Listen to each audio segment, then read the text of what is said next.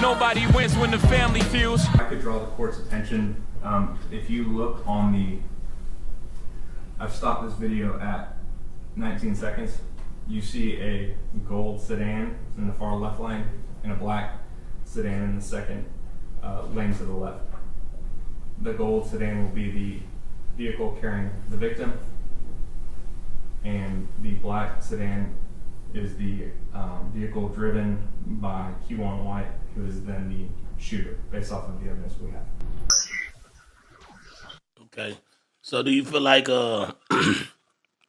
you feel like that was retaliation for people thinking or guessing or whatever they feel about the Mo 3 situation?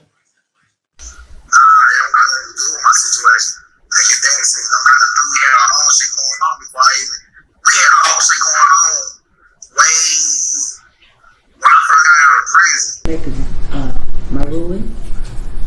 The court is going to reduce the bond to $750,000. The court took into consideration, certainly the biggest consideration was the offense, the severity of this particular offense. It's pretty egregious to watch that video.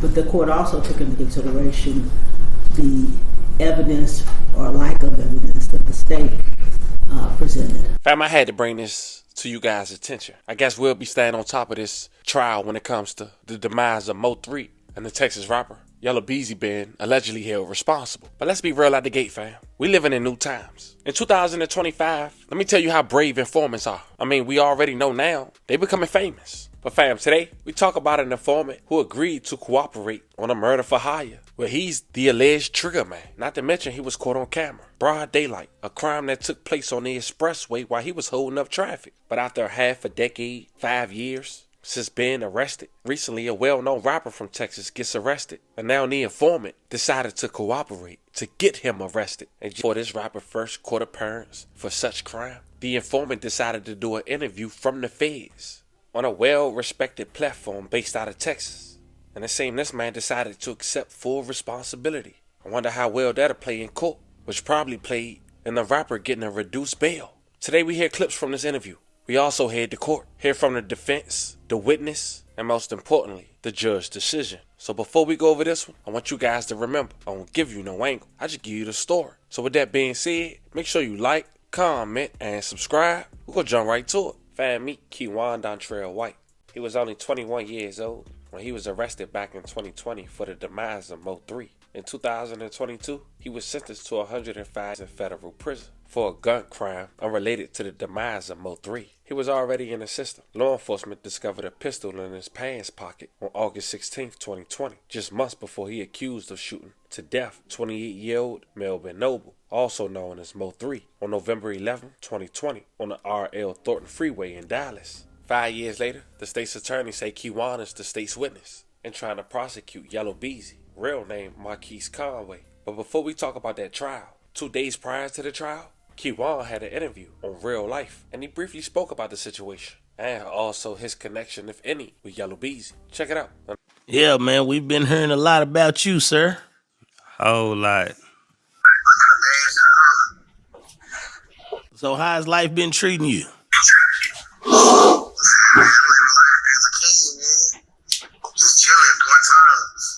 Yeah, I was just finna ask you that. You still in jail, huh? Looks like you in jail smoking, sir. What is that?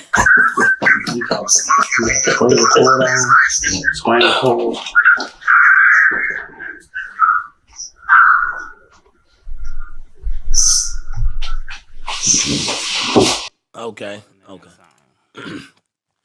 Yeah, so where you located at? Well, I can't say ask you where you located. You still in Texas, huh? Okay, cool. So, man, ever since all this done transpired and all that there, man, just what's been going through your mind, what's been going on, just run us down through there, man, what you been doing.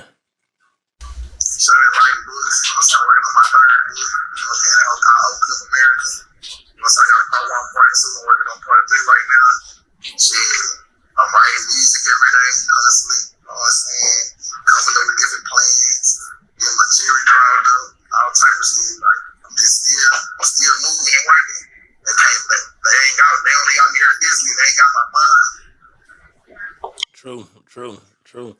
So you been reading any books since you been down there? Yeah, I'll be urban books. I just got about 3 magazines in the other day. You know what I'm saying? Some hype magazines, double XL. Got to keep up with the rappers, man.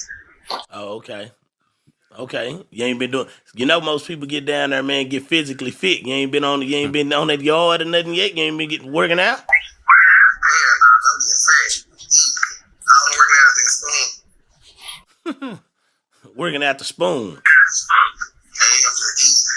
Yeah. You gonna come home fat, not swole. Nah. I'm leaving alone. Shit. I'm gonna start working out my last year. Yeah. Once I get to the yard type shit. Before you got in a situation, what was you actually doing? Shit, I was getting money and rapping. Getting money and rapping. Getting money and rapping. So with you rapping, who was some of the people that you rap with? Or you was affiliated with? Man, I don't let Dougie P, man. You know what I'm saying? I really want to start me rapping and shit, rapping with him. You know what I'm saying? My niggas Easy P, Block Boy. You know what I'm saying? And once I did a song with Jose Bodega. And shit, just really with the game, just really with my niggas. I really don't be fucking with niggas like that in the world. You said Ducky P? Yeah. Ain't that's what you call a son that got killed, right? Yeah, that's my brother, that's my cousin. Oh, that's your cousin. Yeah, that's my blood cousin. He got you started rapping? Yeah. So I went to prison the first time. I started rapping. And you know what I'm saying? We had our group called Born Pain.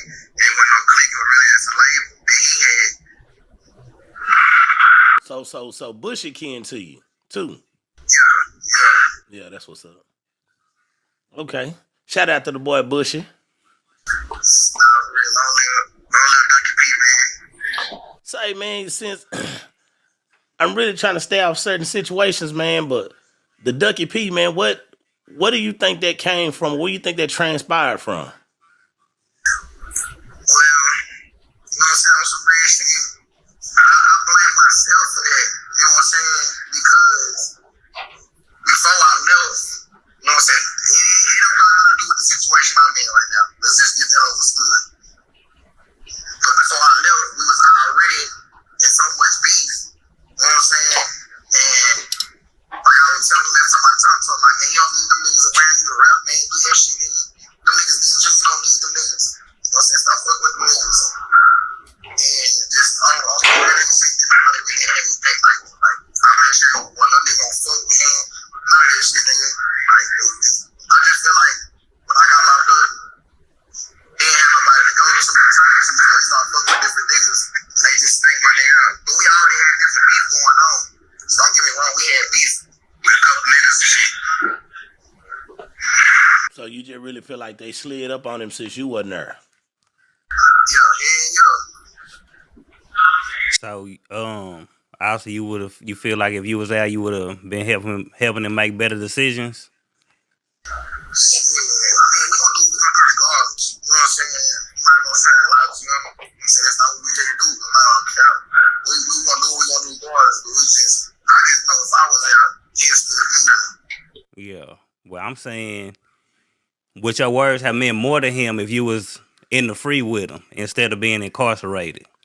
You think you would have had his ear a little better and he would have really listened to you and what you was and the way you was trying to direct him? It wasn't me directing him though. Shit, it was like it was him and me. If you want to be honest, it was him and me. You know what I'm saying? I ain't gonna lie, he older than me, but we ain't on a live up big bro type time. Like we cousins, but we really brothers. So like he helped me with business, and when it comes to thugging and shit, nigga, he know I got his back regardless. I'm gonna go all the way, stump down, whatever it is. I'm gonna get it done. Okay. So do you feel like that was retaliation for people thinking or guessing or whatever they feel about the Mo3 situation? It don't got nothing to do with my situation.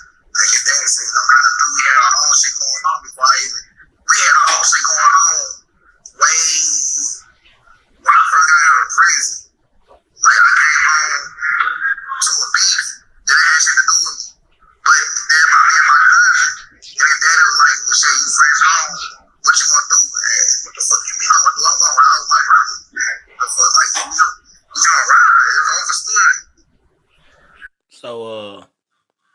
So did y'all had a problem with stretch game? Okay. I ain't never had no problem with Nana. I don't fuck with niggas that used to be in the street. I ain't never had no problem with straight gang though. Okay. Cool. So with how you been moving or what you was doing before you got locked up, do you feel like that's really more the reason why you in there? I mean, yeah and no. Like I feel like, well, yeah, 'cause I be moving. You ever call him back? So before that, you say you feel like you were gonna take off? Yeah, but I still have a lot of work to do though. But I know it won't come. Okay. Do you feel like you had the right team around you to take off, or you feel like you were just gonna go off by yourself? Nah, see, my big cousins and like my pops and them was gonna let y'all. Like I had the right team. They made y'all good. I had the best cameraman. You know what I'm saying? While I was fucking with Mello. Okay, so what? Okay, man, let's get this out the way. I want to ask this: Was you a part of PMG, or was you something separate?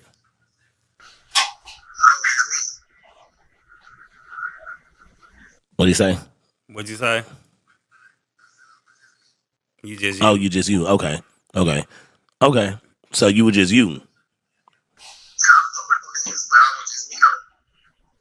Okay. So basically, them just your peoples. You just rapping on y'all. Them your folks. You was just rapping. Okay. Cool. Yeah, I know how it go. You know what I'm saying? When the people your partner, they your partner. You doing music. You just doing music. You know what I'm saying? Okay, so check this, man. How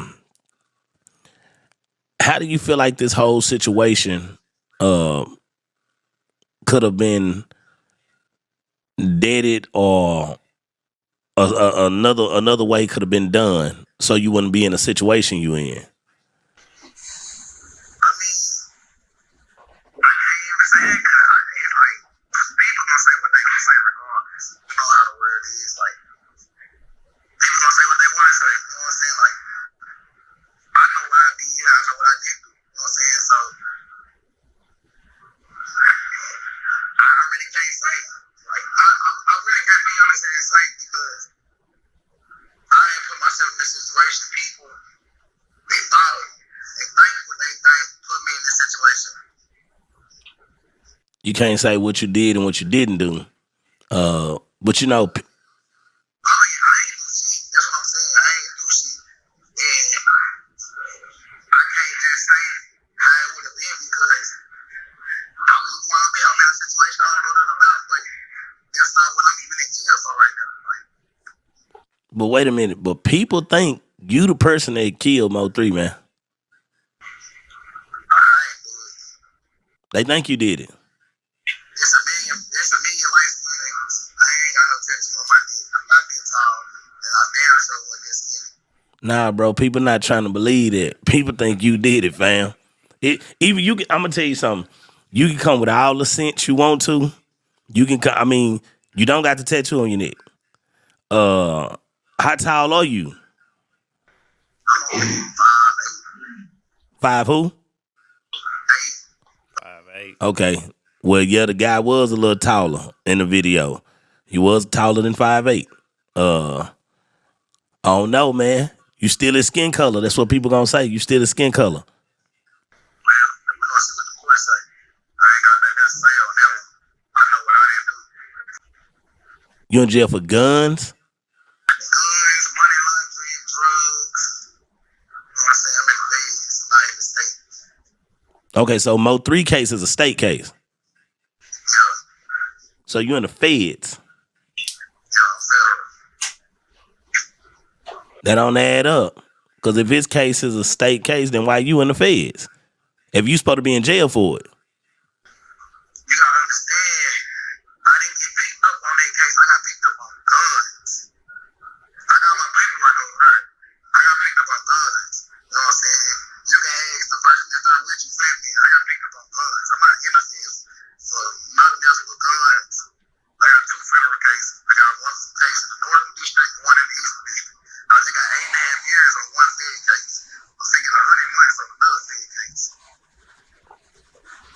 Okay.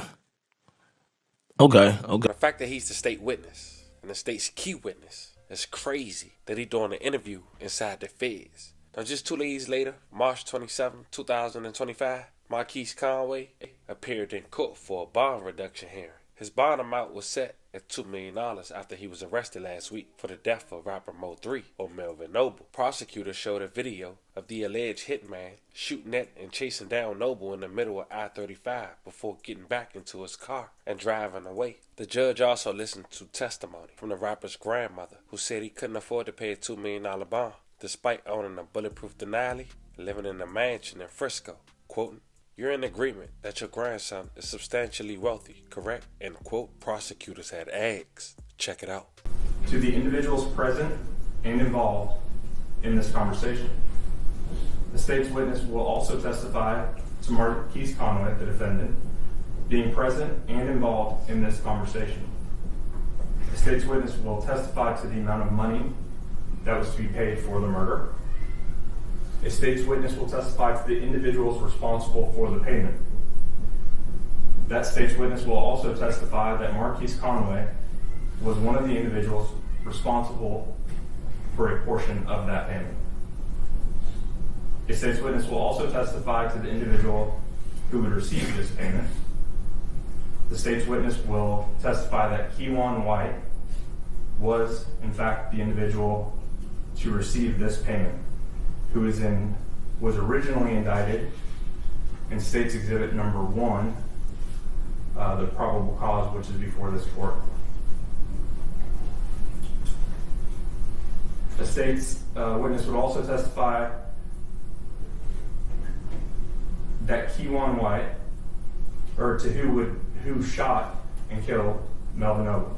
This witness would also testify to Keywan White being the individual who shot and killed Mr. Noble on November 11th of 2020.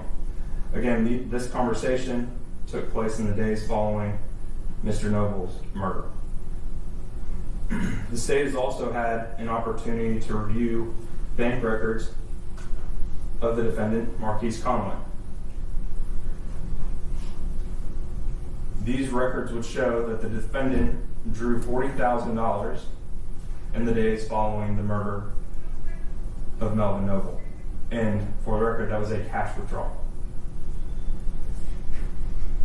These records would correspond to the exact amount which the state's witness would testify to. In reviewing these records, the state also became aware and believed that they would show that the defendant had anywhere between $800 and $900, but more specifically, $870,000 between a checking account and a savings account with one particular bank. 370 of which was in a checking account, a little over 500,000 which was in a savings account.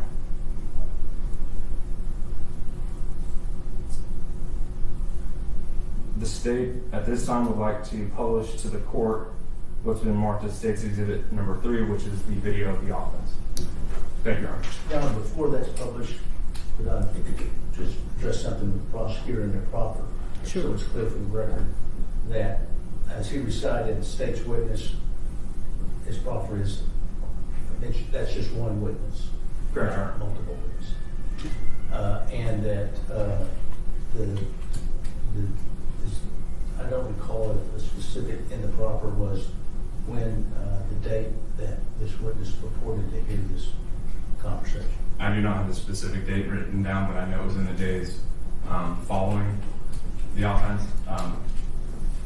We do have evidence of when this could have taken place based off of cell phone data of when the defendant was in another state and then we came back to Texas. So we believe we have a time frame. As far as the exact date, I do not have at this time. Anything else, Mr. Chair? No, Your Honor. Permission to publish, Your Honor. Yes. Y'all want the lights off? It's at the court's discretion. Oh. And Your Honor, this is just for context. This is approximately noon on I-35 heading northbound.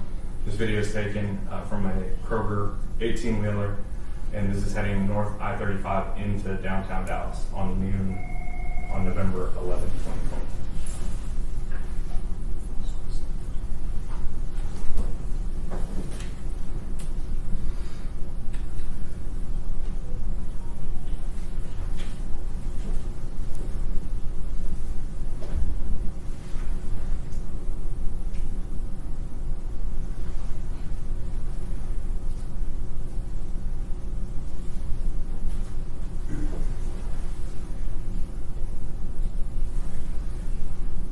Now, Your Honor, if I could draw the court's attention, if you look on the, I've stopped this video at 19 seconds.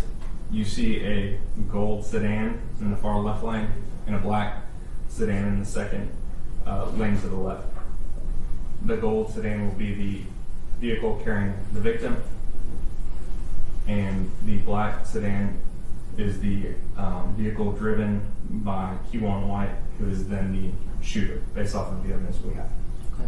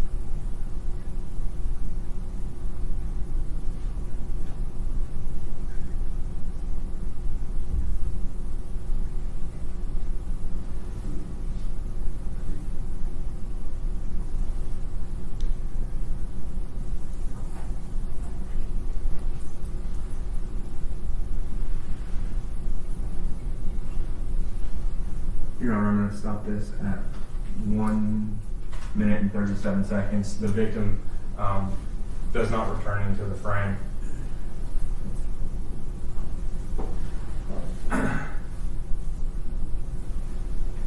The only other things that the state would like to proffer as far as this bond hearing, since the court does not have a probable cause affidavit, of course, since it's a grand jury referral,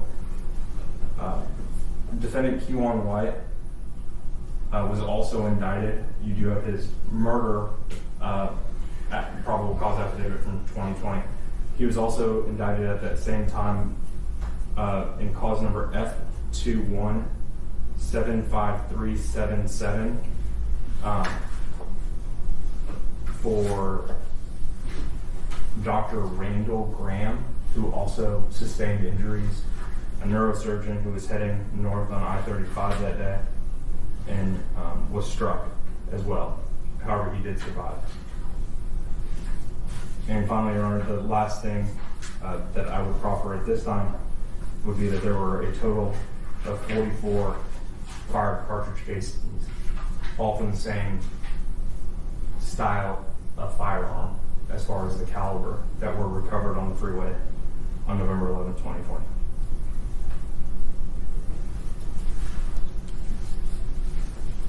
And at this time, Your Honor, state of rest. The defense. Judge, this time we call Ms. Alexander to the stand. Confirm that in all matters before the court, you will tell the truth, the whole truth, and nothing but the truth. So I'll be going. I do. You may be seated. May I proceed, Your Honor? Yes. Ms. Alexander, could you introduce yourself to the court and spell your last name for the court reporter? Yes, my name is Alma Jean Alexander, Alexander. I'm Markies' grandmother. Ms. Alexander, are you currently employed? No, I retired from Dallas County in 2014. Now, when you tell the judge you retired from Dallas County in 2014, what was your occupation? Deputy clerk. And just for the record, a deputy clerk, what does a deputy clerk do? Process paperwork from the attorneys for the judge. Basically handle the paperwork for the courts. And this is a building that you were employed, is that correct? Yes, it is. And back in the clerk's room, where in the old days we had a lot of paperwork, lawyers would take the file, take it back to the clerk. You would handle the file stamps and put all the papers into the file And type up the judgments. Type up the judgments. Can we back up a little bit? Just tell the judge a little bit about where were you born and when did you move to Dallas County? I was born in Washington, Arkansas. I moved to Dallas County when I was 11, so I've been here like 63 years.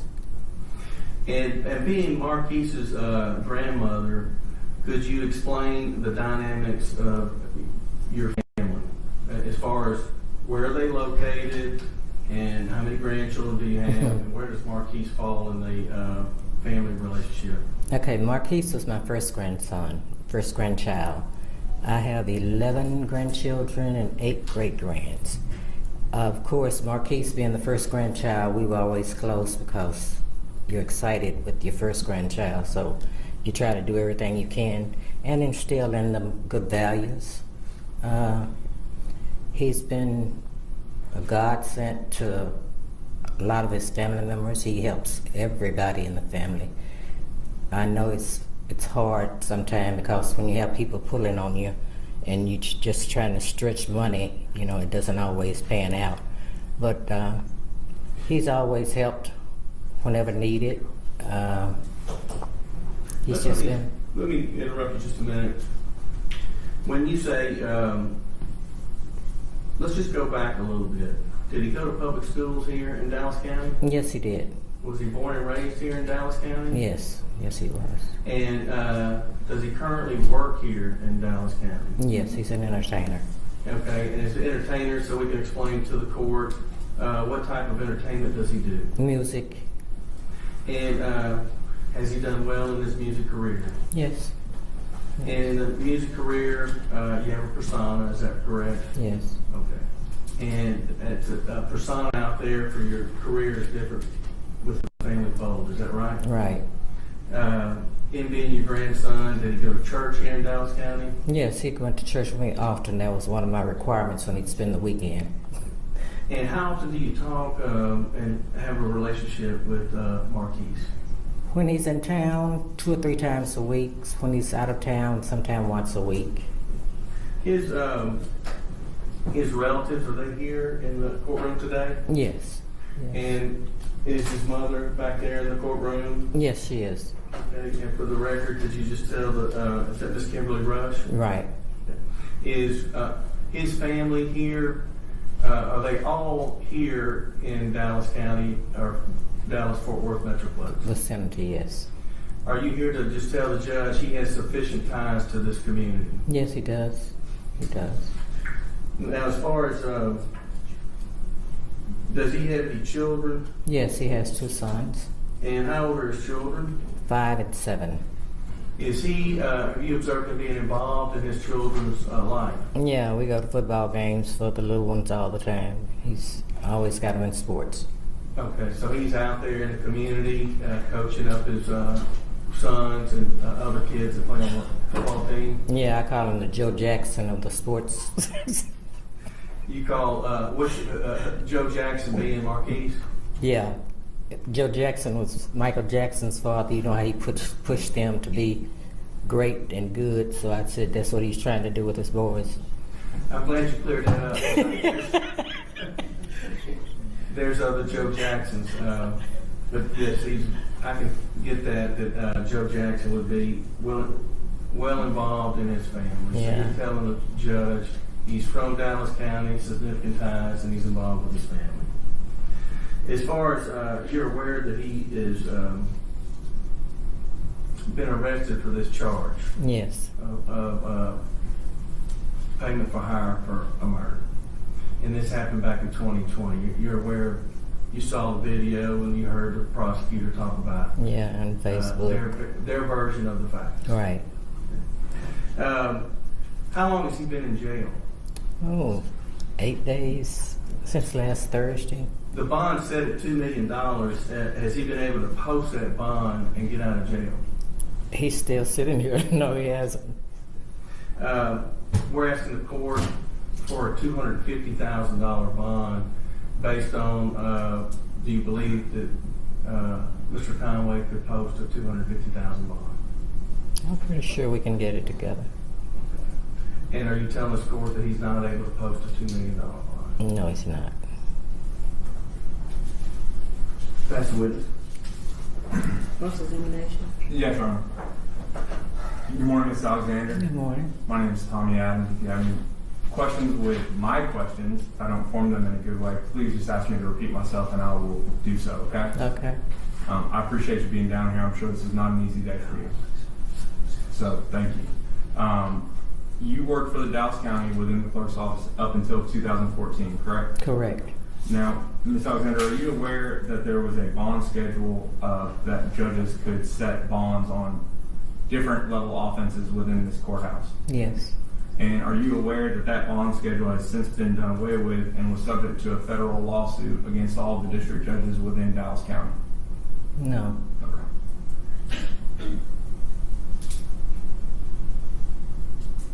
Now, when you talk about your grandson being an entertainer, I mean, he's more than just an entertainer, correct? Yes. He's, in fact, a double platinum artist, correct? Right. Now, going back to 2020 and the years leading up to that, well, let me ask you this. Are you aware of your grandson owning a 2017 Denali? Yes. And what is that Denali, what is special about that Denali? It's bulletproof. It's bulletproof. Now, Ms. Alexander, I can't imagine in all your years working here at the clerk's office that you ever felt like you needed a bulletproof vehicle. I don't need one. Now, Ms. Alexander, would you agree with me that in 2020 and the years leading up to 2020, that there was a lot of stuff going on in the city of Dallas surrounding, and to be quite honest, our victim, Melvin Noble, and your grandson, Markies Conway? I try not to delve into Facebook and hearsay because I know him for myself, so. Well, let me ask it this way. Are you aware your grandson was shot in Plano? Yeah, I was there. You weren't there at 3 a.m., were you? I was at the hospital. Correct. Okay. But you would agree with me that even if you're not on Facebook, I mean, this stuff was on TMZ. I think your grandson even did an interview on TMZ with those folks on my TV about this. So you're aware that there was a back and forth going on in this city involving your grandson as well as Mr. Noble, the complainant in this capital murder case. You're aware of that at least, right? Yes, I'm well. Okay. Is that the reason your grandson felt the need to get a bulletproof Denali? No, he felt the need because people are jealous and you don't know who's going to do what, when or where.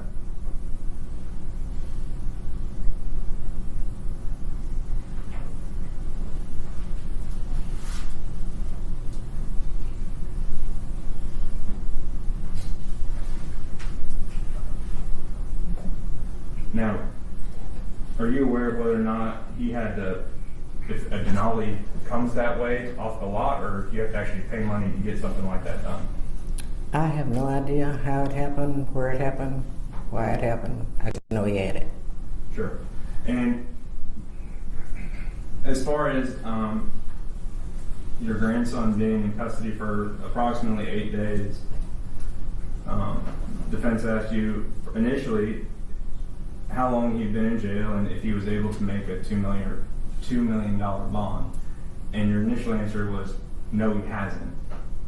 And then when they followed up with whether or not he could make a $2 million bond, that's when you said, no, he cannot, correct? Right. Now, especially with all your experience here in the county and working in the clerk's office, you're aware that when somebody has a $2 million bond, they can pay only 10% of that, correct? Yes. With the bondsman's help? Now, your grandson is a double platinum recording artist, correct? Correct. And he lives in a mansion in Frisco, correct? Correct. And he has houses in other states, correct? I'm not aware of that. Are you aware of him paying and helping to support other individuals in the family and also extended family and friends? I'm not into his business like that. You agree with me that your grandson is substantially well off, correct? He might used to be, but if he could make a $2 million bond, he'd be out. Would you agree with me, though, that there's a difference between can, want to, and choosing not to? I'm aware of all of those things, but I know he don't want to be in here, so I know if he could afford it, he'd be out. Plus, he has other bills. He don't just have money laying around. Sure. Now, Ms. Alexander, if I wanted to reach out to Ms. Rush, your daughter, what would be the best phone number to reach her at? She's not my daughter. Okay. Mr. Conway's mother, if I was going to reach out to her, what would be the best phone number to reach out to her at? You don't have that information? If you were going to reach out to her, not me. Judge, I'm going to object to bantering with the witness and relevancy here. We're kind of veering off to and getting into discovery. The state hadn't showed us their case. They've made a proffer here. It seems like they can do their discovery outside the courtroom. Objection overruled. You may proceed. Ma'am, you'll need to answer the question. What was it? If you were going to call Ms. Rush, what number would you call her at? If you need to check your phone, I'd be happy to wait. Okay.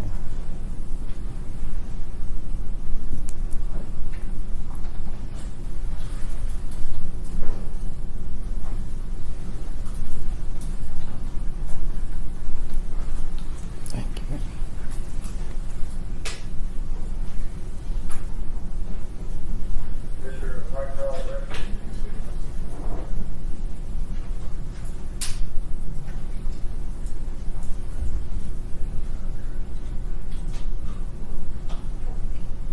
$214.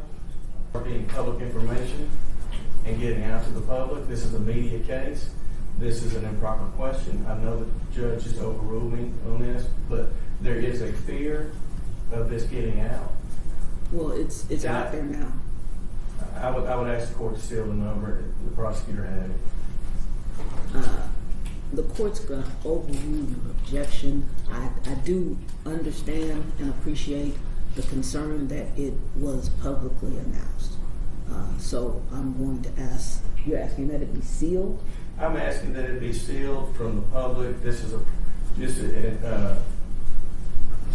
and the court has heard it, considered it for this bond hearing, and that this not be published outside of the courtroom. The media is sitting outside of the courtroom. And I think there's a legitimate fear of us here, just like the state has their concerns.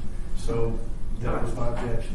The court will grant that objection. Sustain that objection. You can use it for your purposes only. It cannot be published to anyone else. Okay, sure. And Your Honor, the reason I'm asking, I'm going to have another question too, is that in State's Exhibit number 6, which is the confidential affidavit of financial conditions, in which the defendant is asked to provide an emergency contact number, the only emergency contact person he lists is himself. And the problem with that is that number that he listed for himself is according to Ms. Alexander, the same number. So I'm just trying to clear some things up. We don't have anything on the information here. All right, thank you. Thank you, Your Honor. And Ms. Alexander, my follow-up to you is that if you were going to call your grandson 8 days ago, what number would you call him at? And if the defense wants this portion to be sealed, I'm fine with that too, but I think this is important information, Your Honor. Well, could we have her write it down, perhaps? That's fine. Announcing it in court? Sure.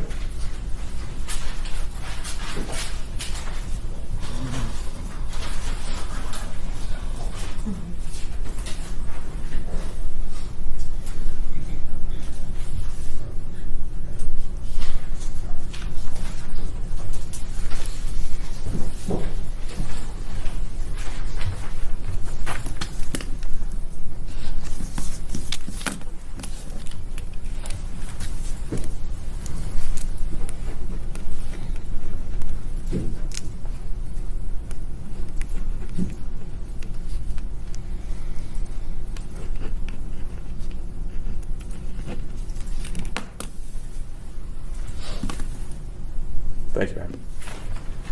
Tender to defense, which is Markies State's exhibit number 7. Okay.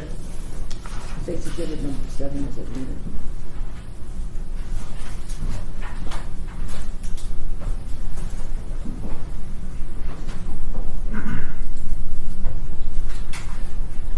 Now, Ms. Alexander, you testified that your grandson has significant ties to this community, correct? Yes, Born and raised in the greater Dallas area. correct.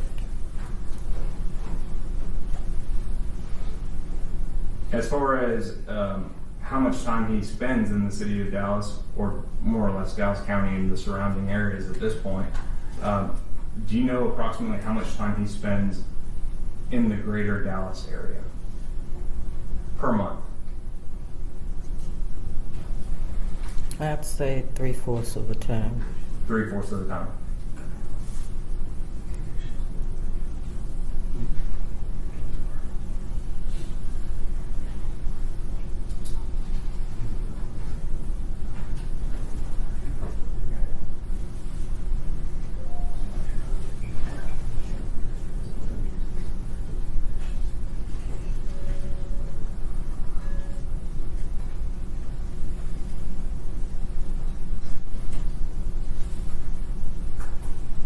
Now, just as far as his ability to travel and nature of that, like planes and getting around, you're aware that he travels quite a bit via private jet, commercial, all of that, correct? Yes.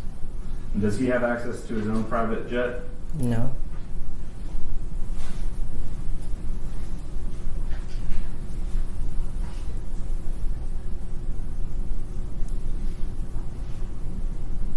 Do you know approximately how often he does fly private? No, I don't. But when he does that, he would be having to pay for those bills as well, correct? Correct. Do you agree with me that flying private is not the cheapest thing in the world to do? Yes.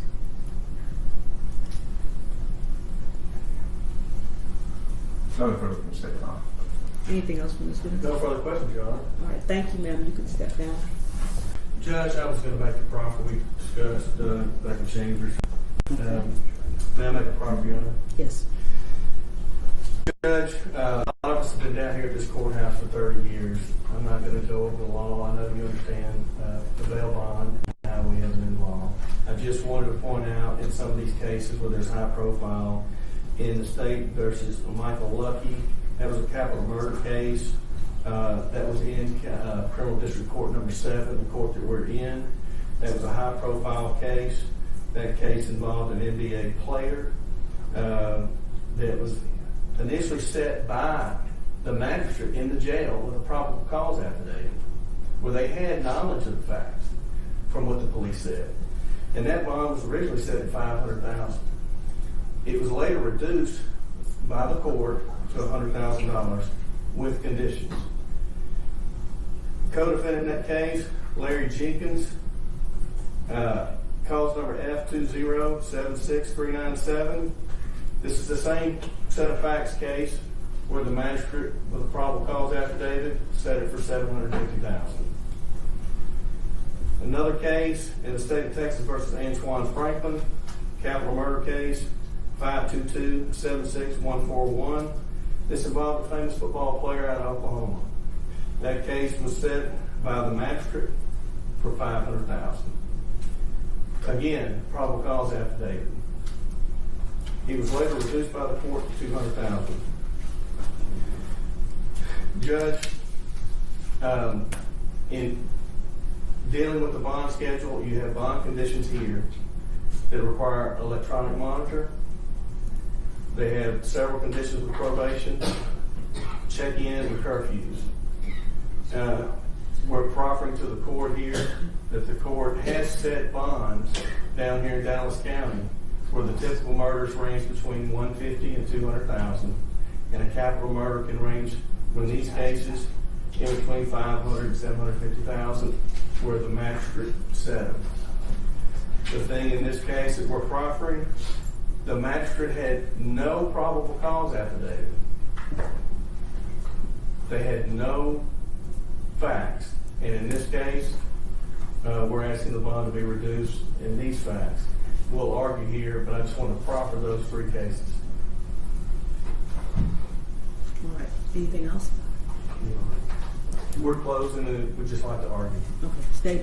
Your Honor, I would just, if I could, just briefly, I would also like to proffer just two cases since defense has brought up some cases that have come here from Dallas County. The first one I would like to bring up is F2475475.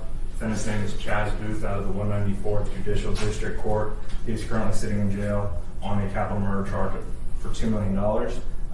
That defendant is not a celebrity, a basketball player, a football player, a musician, an artist, or anything like that. Okay. What's the bond on that one? $2 million. Oh, $2 million. He is a 20-year-old who is charged with capital murder. Additionally, we have Jordan Owens, who was recently sentenced F2377243, also a capital murder, and his bond was set at $1.5 million, and I believe that was in the 282nd Judicial District Court. And that's, as far as cases, I'm not going to keep going with. I'm not going to go back and forth, so that's all we have as far as rebuttal and withdrawal. Your arguments? We'll waive and reserve the right for a rebuttal. All right. Judge, I'll begin and then Mr. Cusco will finish up with that. Your Honor, as you know, under 1715, the court considers certain facts in the bond reduction hearing and determining whether to reduce the bond. Here in this hearing, the court has before you been introduced two arrest affidavits. There is not the arrest affidavit of our client, that does not exist, but you do and have reviewed the arrest affidavits of Kewan White and Mr. Brown. Those arrest affidavits were taken on Kewan White was December 8, 2020, Devin Brown, March 18th of 2021. The offense itself is approximately 4 years and 4 months ago when it occurred.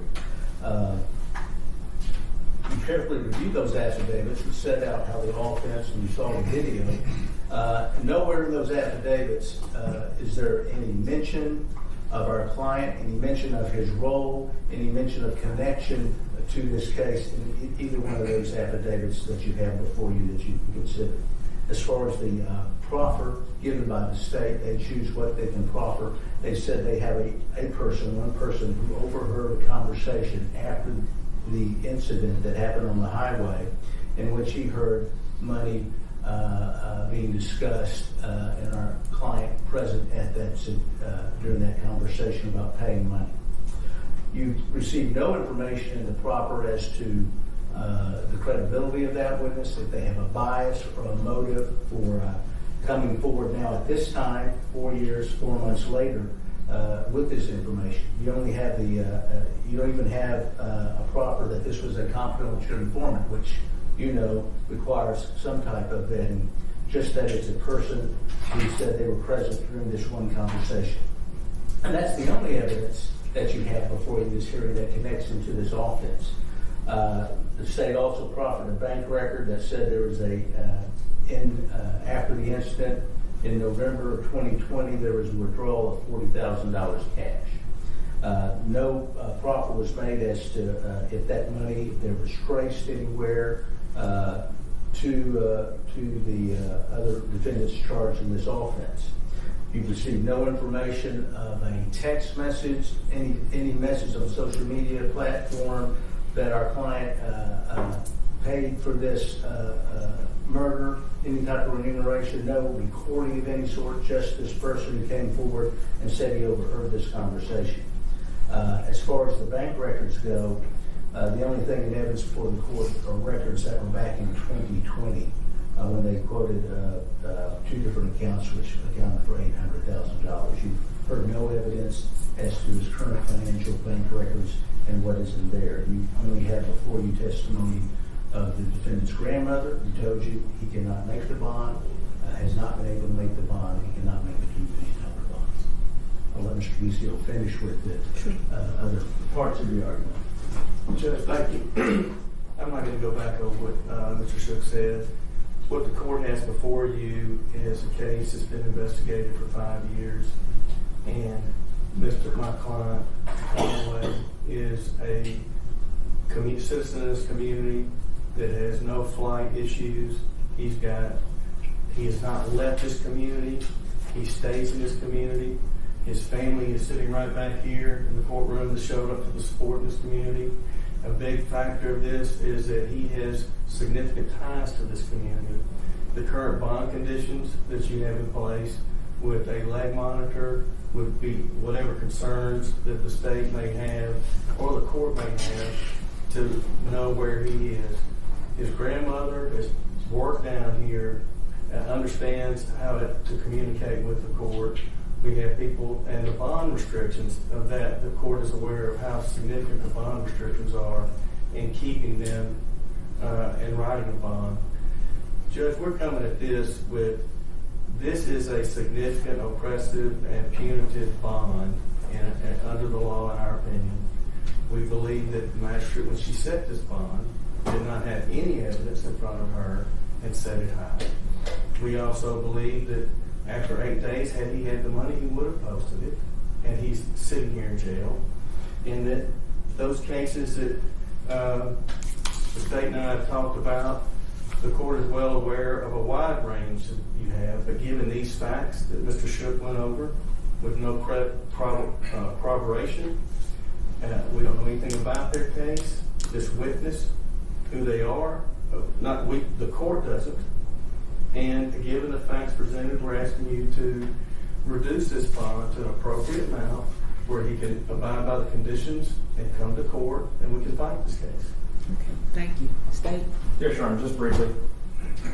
In regards to an individual's ability to pay the bond, Ms. Alexander testified specifically that she is not involved in her grandson's business and doesn't keep up with his financial stuff. So she really was not in a position to testify what he can and what he cannot afford.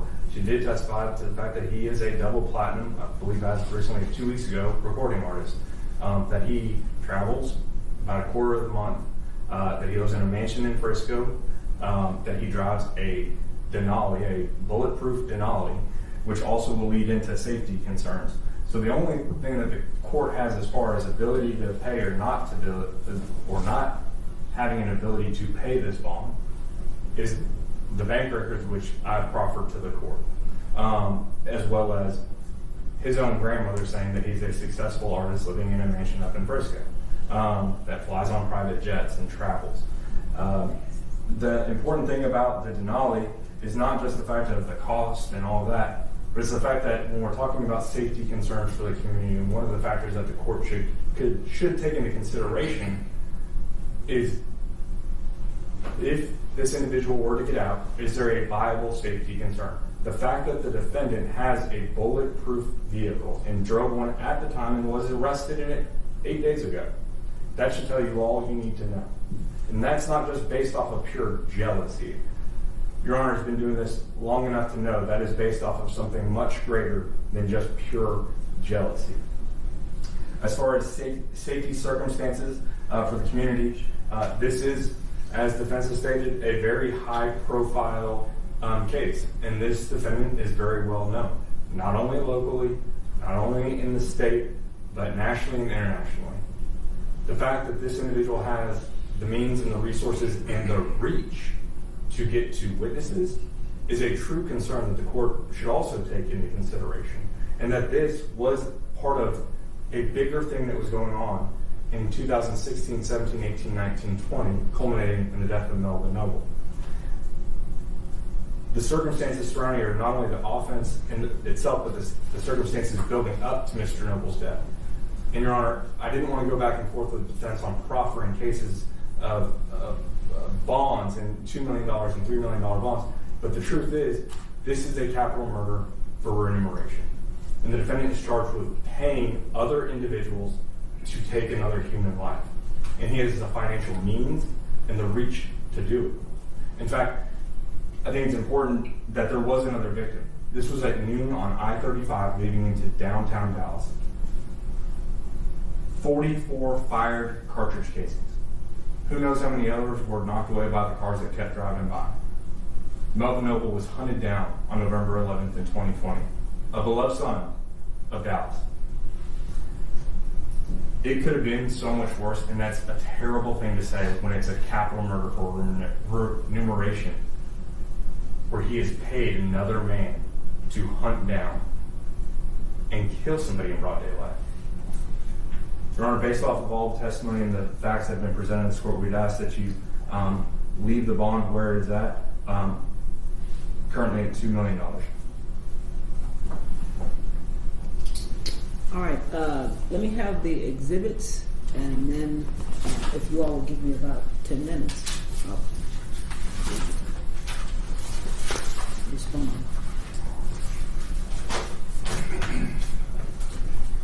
Got it, Your Honor. Yes. The defense did not have any exhibits, right? No, Your Honor. And this is just the video, right? That Yes, makes Your Honor. sense. Anything else that I need to take with me? And you had 1 and 2 still. Yeah, I still have. Finished. Okay, the court, is the court ready? Yes, Judge. All right, the court's ready to make my ruling. The court is going to reduce the bond to $750,000. The court took into consideration, certainly, the biggest consideration was the offense, the severity of this particular offense. It's pretty egregious to watch that video.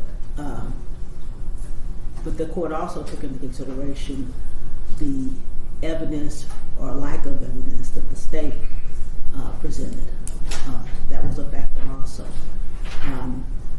Another concern I had was the financial statement that the defendant was to put on file. He didn't seem to take that very seriously at all.